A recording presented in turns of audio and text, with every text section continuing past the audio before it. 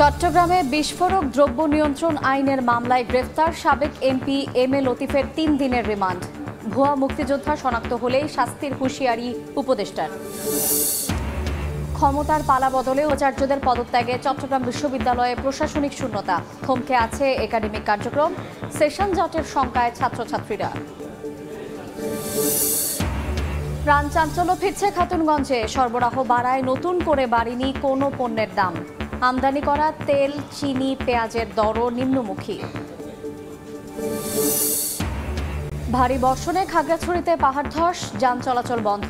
ঢাকার সঙ্গে চট্টগ্রামের সড়ক যোগাযোগ বিচ্ছিন্ন, চলছে মাটি সরানোর কাজ। এবং পরিস্থিতি স্বাভাবিক হতে শুরু করায় কক্সবাজারে বাড়ছে পর্যটকের আগমন। বান্দরবানে দেখা নেই কাঙ্ক্ষিত ভ্রমণ পিপাসুদের।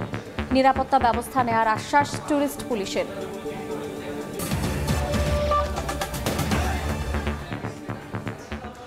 আমন্ত্রণ সময় সংবাদের নিয়মিত আয়োজন বিভাগীয় সময়ে থাকছে সপ্তাহের 7 দিন ভিন্ন ভিন্ন বিভাগের সংবাদ নিয়ে। আজ থাকছে চট্টগ্রাম বিভাগ, সঙ্গে আছে আমি শায়লা রহমান ইমা। বিস্ফোরক দ্রব্য নিয়ন্ত্রণ আইনের মামলায় গ্রেফতার করা হলো চট্টগ্রাম 11 আসনের সাবেক সংসদ সদস্য এম এ লতিফের 3 দিনের রিমান্ড মঞ্জুর করেছেন আদালত। ভোর 6:30টার দিকে নগরীর বায়েজিদ বোস্তামি মাজার এলাকা থেকে গ্রেফতার করা হয় তাকে। পরে দুপুরে চট্টগ্রাম মেট্রোপলিটন ম্যাজিস্ট্রেট জুয়েল দেবের আদালতে তোলা হয়। পরে এম এ লতিফকে জিজ্ঞাসাবাদের জন্য 8 দিনের রিমান্ড আবেদন করে পুলিশ। এ সময় আসামি পক্ষের আইনজীবীরা রিমান্ড বাতিলের আবেদন করেন। উভয় পক্ষের শুনানি শেষে 3 দিনের রিমান্ড মঞ্জুর করেন আদালত।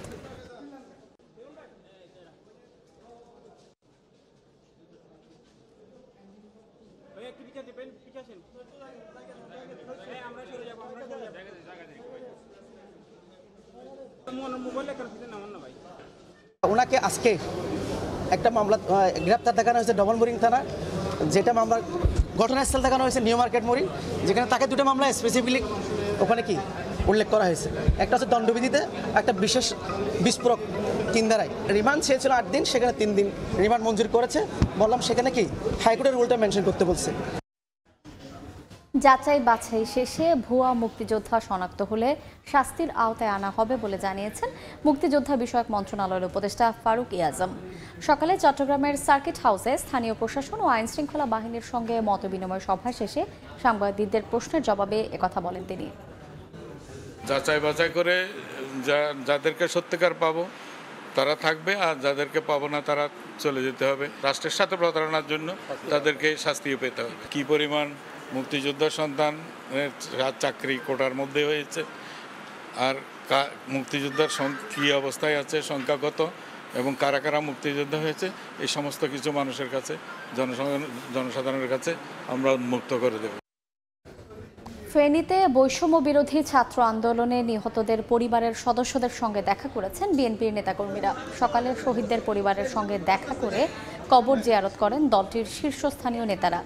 এ সময় 4 আগস্ট আন্দোলনে গুলিবিদ্ধ হয়ে নিহত 8 জনের পরিবারের কাছে বিএনপির ভারপ্রাপ্ত চেয়ারম্যান তারেক রহমানের পক্ষ থেকে আর্থিক সহায়তা দেওয়া হয়। পরে বিএনপির কেন্দ্রীয় কমিটির কার্যনির্বাহী কমিটির সদস্য আব্দুল লতিফ জনি জানান, আন্দোলনে ফেনীতে বাকি হতাহতদের তালিকা করে সহায়তা দেওয়া হবে।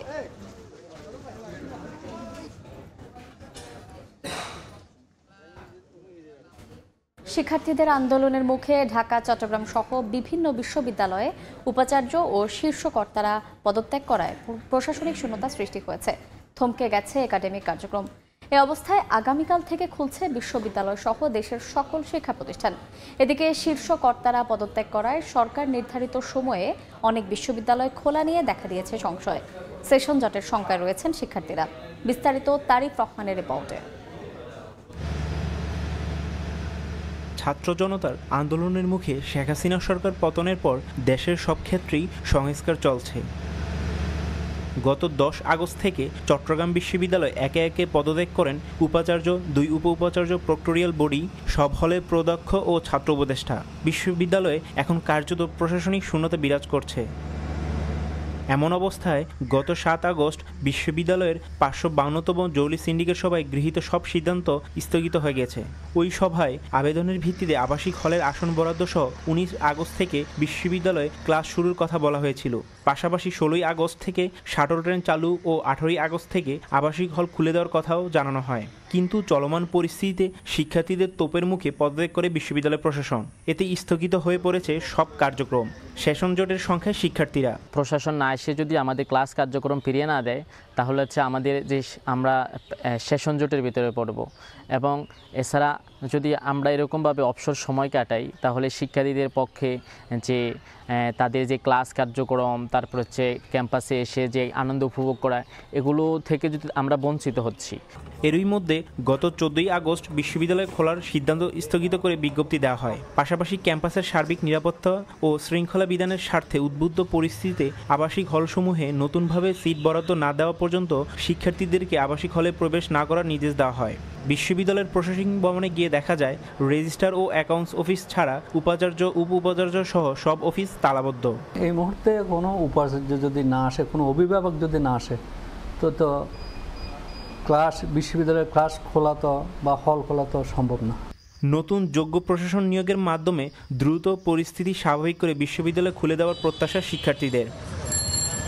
তারিফ রহমান, সময় সংবাদ, চট্টগ্রাম বিশ্ববিদ্যালয়।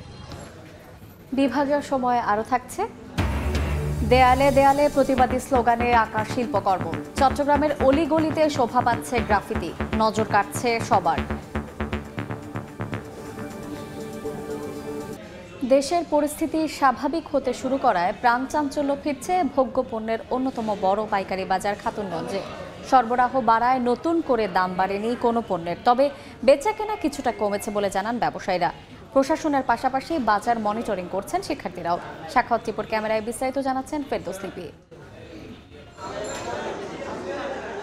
দেশের ভোগ্যপণ্যের সবচেয়ে বড় পাইকারি বাজার খাতুনগঞ্জে বিভিন্ন বন্দর ও মোকাম থেকে আসছে নিত্যপণ্যবাহী ট্রাক ও কাভার্ড ভ্যান। শ্রমিকরাও ব্যস্ত পণ্য লোড আনলোডিংয়ের কাজে। জেলার বিভিন্ন স্থান থেকে আসা খুচরা ব্যবসায়ীরা নিজেদের চাহিদা মতো পণ্য বোঝাই করে ফিরছেন গন্তব্যে। দীর্ঘ অস্থিরতা কাটিয়ে প্রাণচাঞ্চল্য ফিরছে খাতুনগঞ্জে। পরিস্থিতি স্বাভাবিক হতে শুরু করায় টানা বন্ধে আর্থিক ক্ষতি কাটিয়ে ওঠার চেষ্টা ব্যবসায়ীদের। বিভিন্ন মোকাম থেকে গাড়ি এখানে খাতুনগঞ্জ আসতেছে। আমি মনে করি আমাদের আরও পর্যায়ক্রমে আরও স্বাভাবিক হলে আরও ব্যবসা বাণিজ্য আরও বৃদ্ধি পাবে। বুকিং দেয়া বেশ কিছু পণ্য এরই মধ্যে বাজারে এসেছে, ফলে তেল, চিনির মতো আমদানি ভোগ্যপণ্যের দাম পাইকারি পর্যায়ে কমতে শুরু করেছে। সয়াবিন বর্তমানে আপনার 5000 142 টাকা এবারে লিটার পরে আর কি সয়াবিন খোলাটা, আর পামটা প্রায় 138-37 টাকা মতো পড়ে এগুলো আর কি। সরবরাহ একদম প্রচুর, দাম প্রতিদিন 20 টাকা 30 টাকা প্রতি মনে কাটতেছে। এরকম থাকলে আমার মনে হয় চিনি 100 টাকার ভিতরে চলে আসবে। এছাড়া বর্তমানে পাকিস্তান, তুরস্ক সহ বেশ কয়েকটি বিকল্প দেশ থেকে পেঁয়াজ আমদানি শুরু করেছে বাংলাদেশ। ফলে সরবরাহ বেশি থাকায় দামও নিম্নমুখী নিত্য প্রয়োজনীয় এই পণ্যটির। এছাড়া কেজিতে 3 থেকে 5 টাকা পর্যন্ত কমেছে রসুন ও আদার দামও। স্থিতিশীল আছে ডালের দরও। পেঁয়াজ এখন বিক্রি হচ্ছে 90 হতে 95 পর্যন্ত বিক্রি হচ্ছে। যথেষ্ট পরিমাণ সরবরাহ আছে।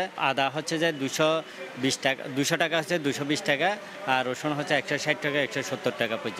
মটর ডাল বিক্রি হচ্ছে বর্তমানে 69 থেকে 70 টাকা। মুসুর ডাল বিদেশিটা 100 থেকে 102 টাকা, আর দেশি মুসুর আপনার 120 থেকে প্রকারভেদে 125 টাকা পর্যন্ত আছে। চাকতাই খাতুনগঞ্জে প্রায় 5000 দোকান, আড়ত ও গুদামে প্রতিদিন 1 থেকে 1.5 কোটি টাকা পর্যন্ত লেনদেন হয়। চিরচেনা রূপে ফিরতে শুরু করেছে দেশের সবচেয়ে বড় পাইকারি বাজার খাতুনগঞ্জে। এখানে সরবরাহ যেমন বাড়ছে তেমনি বাড়ছে বেচাকেনাও। এক্ষেত্রে ব্যবসায়ীদের দাবি নগদ অর্থ সংকট নিরসন, পাশাপাশি পুলিশি পাহারা বাড়ানো। ফেরদৌস লিপি, সময় সংবাদ, চট্টগ্রাম। ভারী বর্ষণে খাগড়াছড়িতে পাহাড় ধসে যান চলাচল বন্ধ হয়ে গেছে। এতে রাজধানীর সঙ্গে চট্টগ্রামের সড়ক যোগাযোগ বিচ্ছিন্ন রয়েছে। ফায়ার সার্ভিস জানায় সকালে খাগড়াছড়ি আলুটিলা সড়কের সাপপাড়া এলাকায় হঠাৎই পাহাড়ের বড় একটি অংশ ধসে পড়ে। এতে আটকা পড়ে বেশ কয়েকটি যানবাহন। বিচ্ছিন্ন হয়ে পড়ে রাজধানীর সঙ্গে চট্টগ্রামের সড়ক যোগাযোগ। ভোগান্তিতে পড়েন যাত্রী ও চালকরা। খবর পেয়ে ফায়ার সার্ভিসের একটি ইউনিট ঘটনাস্থলে গিয়ে মাটি সরানোর কাজ শুরু করে।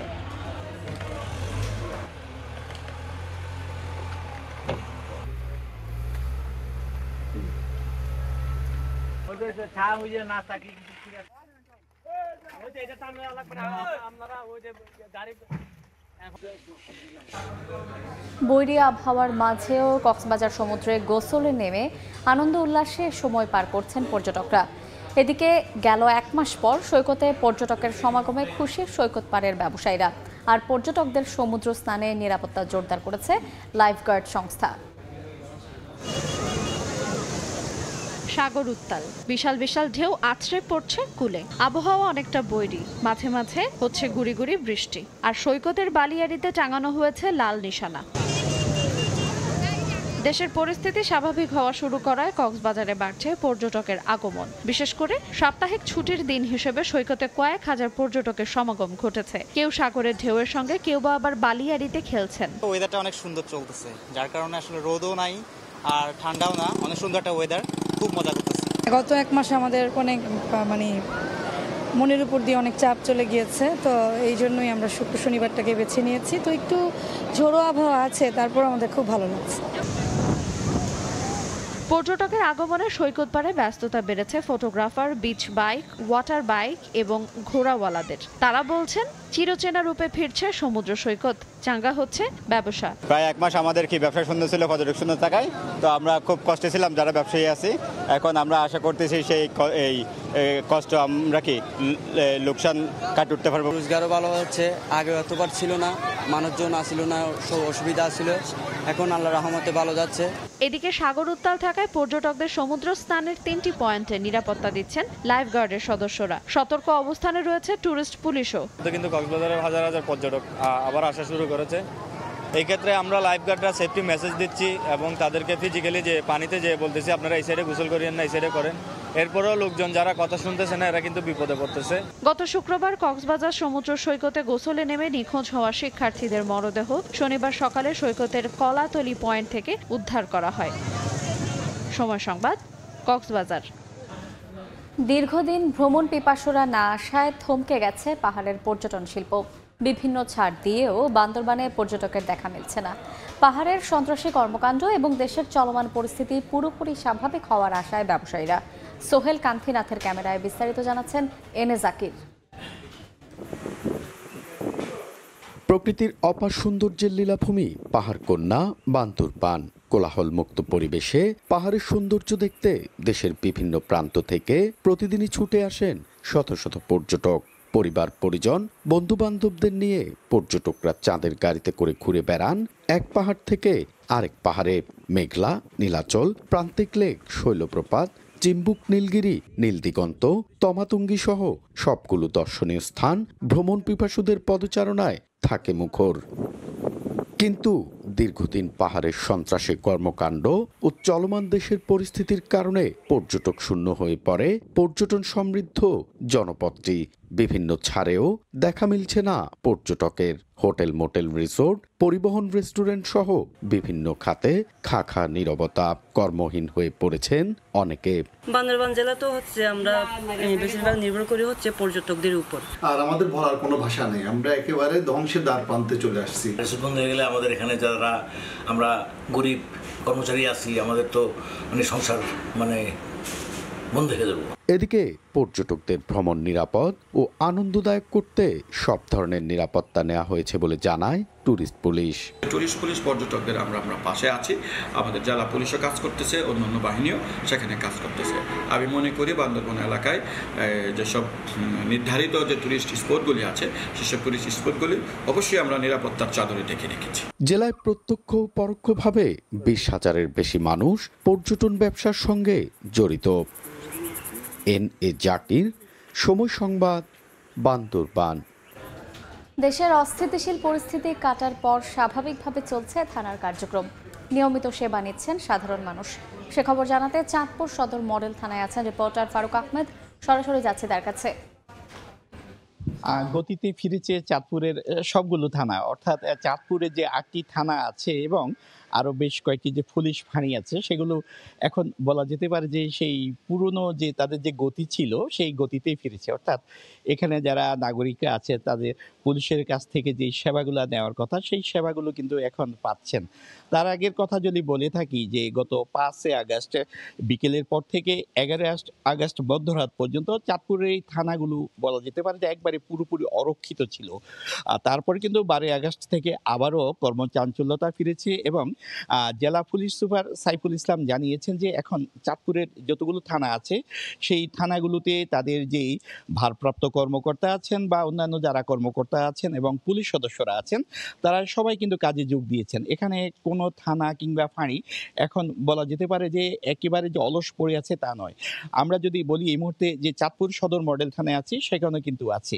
তার আগে কিন্তু আরেকটি গল্প আছে, সেটি হলো যে প্রতিটি থানাতে যখন পুলিশ সদস্যদের ফিরিয়ে আনা হয় তখন কিন্তু সেনাবাহিনীর সদস্যরা কিন্তু তাদেরকে সহযোগিতা করেছেন এবং তারাই মূলত এই যে পুলিশের যে থানাগুলো আছে ফাঁড়িগুলো আছে সেখানে পুলিশকে কাজে সহায়তা করেছেন। অর্থাৎ এই যে গতি ফিরে আনার পেছনে যে নেপথ্য কারিগর সেনাবাহিনী, তার সঙ্গে আরেকটি কথা আছে, সেটি হলো যে বৈষম্য বিরোধী যে ছাত্র আন্দোলনের যারা নেতৃবৃন্দ আছে কর্মী আছে তারা কিন্তু এই কাজে যথেষ্ট সহযোগিতা করেছে রাজনৈতিক দলগুলো যারা এই গণতান্ত্রিক আন্দোলনে একাত্ম হয়ে স্বৈরাচারকে তারা পতিত করেছে। সেই রাজনৈতিক দলগুলো কিন্তু পুলিশের পাশে এসে দাঁড়িয়েছে। আমরা যদি লক্ষ্য করি যে এর আগে কিন্তু পুলিশগুলো কিন্তু বিভিন্ন এলাকায় তারা সাধারণ মানুষ দিয়ে এমনকি সেনাবাহিনীর সহযোগিতা নিয়ে তারা রোড শো করেছে। চাঁদপুরের বেশ কিছু সড়কে পুলিশ বাহিনীর পক্ষ থেকে রোড শো করার কারণটি হলো যে পুলিশের প্রতি যেন পুরনো আস্থাটা যেন ফিরে আসে, জনতার পুলিশ হয়ে যেন সবাই কাজ করতে পারে এবং জনতার পাশে যেন পুলিশ সুখে দুঃখে দাঁড়াতে পারে, সেই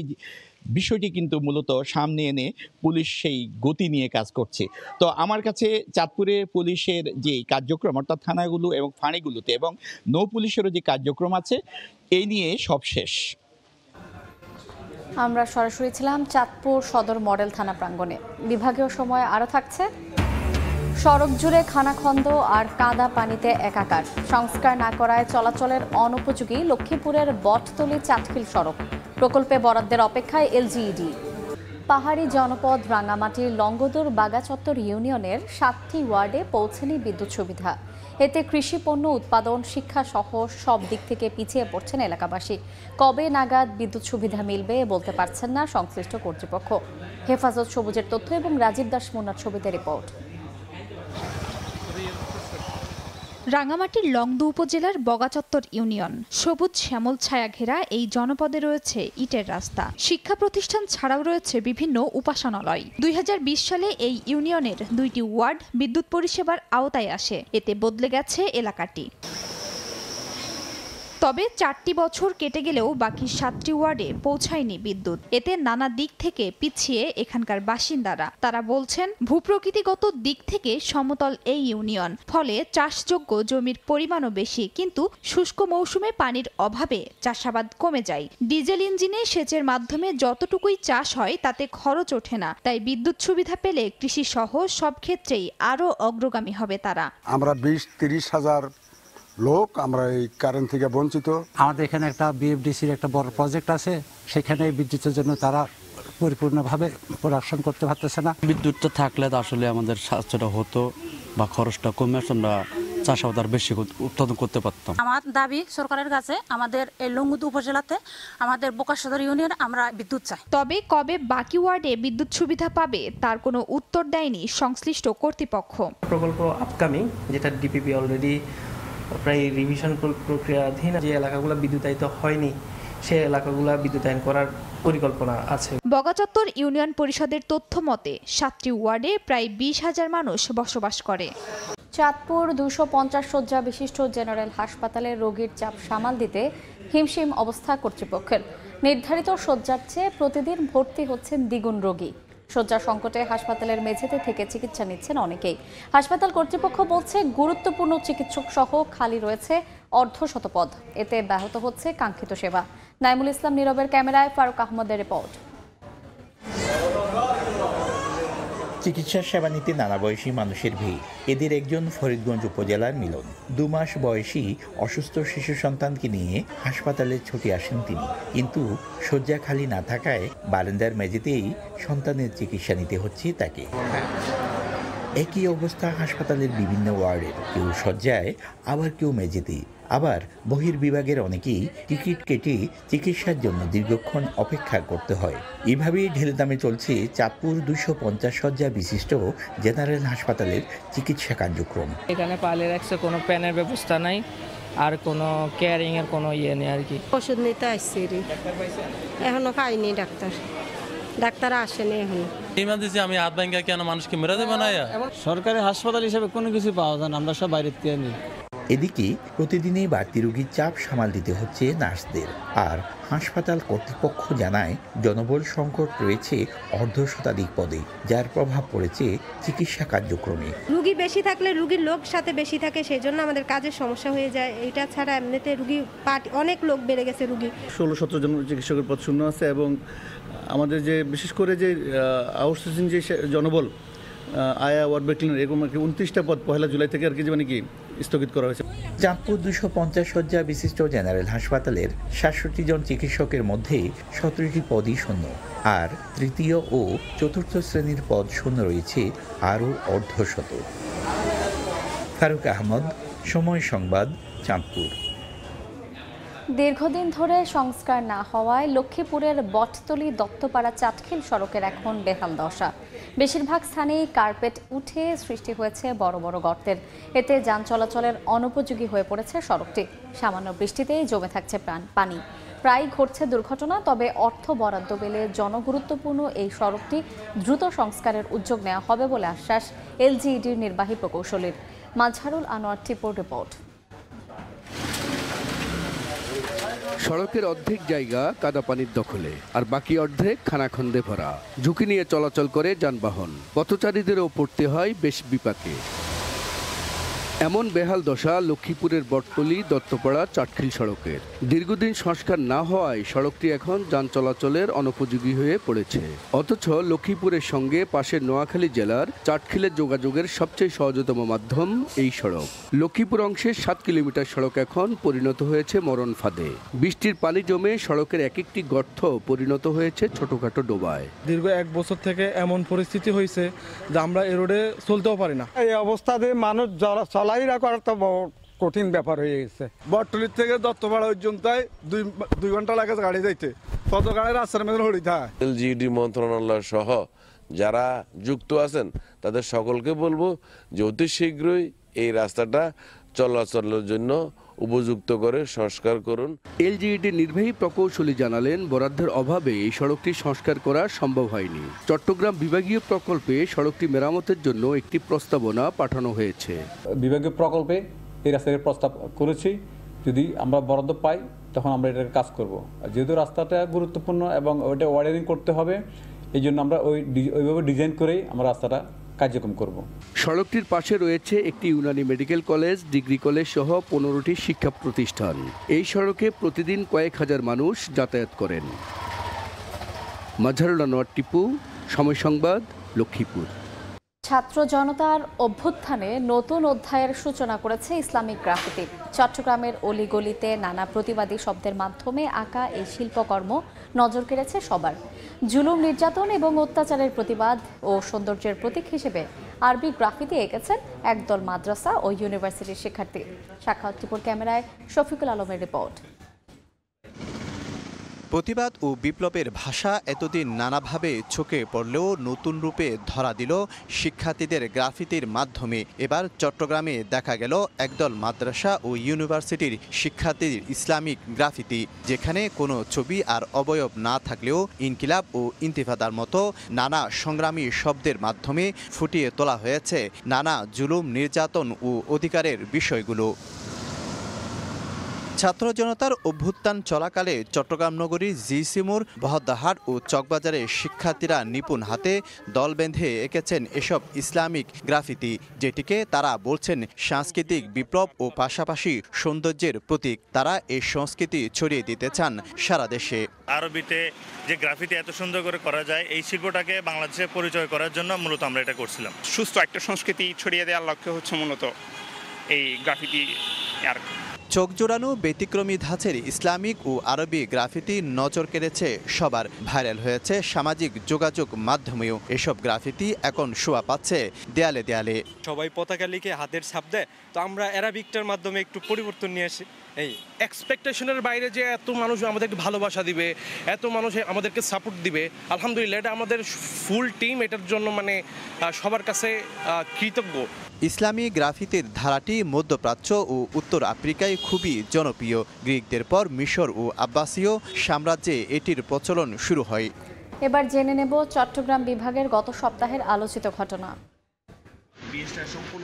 10 আগস্ট মধ্যরাতে গোপন সংবাদের ভিত্তিতে চট্টগ্রামের মুরাদপুরে অভিযান চালায় সেনাবাহিনী। এ সময় সেখানকার একটি গোডাউনে ঢুকে তারা জব্দ করেন 10 লাখ টাকা মূল্যের নকল চিনিগুড়া চাল, ঘি, সাবান, তেলসহ বিভিন্ন পণ্য। আটক করা হয় একজনকে। এ সময় স্থানীয় শিক্ষার্থী ও বিজিবি তাদের সহযোগিতা করেন। গোপন সংবাদের ভিত্তিতে 11 আগস্ট ভোরে কক্সবাজারের টেকনাফ উপজেলার উত্তরফুলের ডেইল এলাকায় অভিযান চালায় বিজিবি।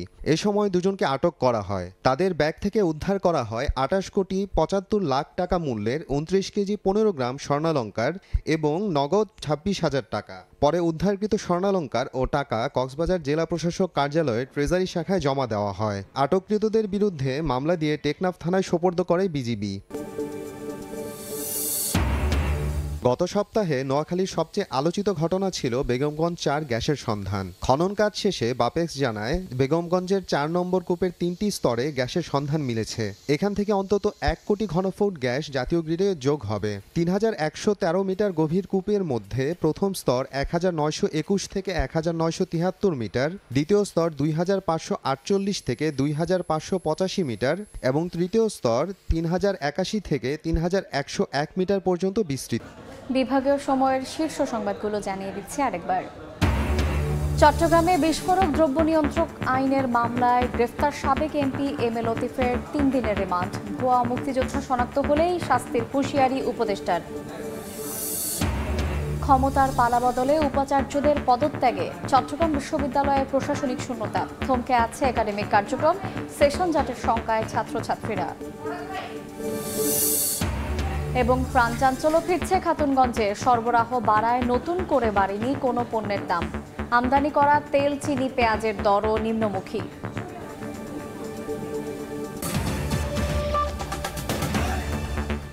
এই ছিল বিভাগীয় সময়ে। আগামীকাল থাকবো সিলেট এবং ময়মনসিংহ বিভাগের আয়োজন নিয়ে।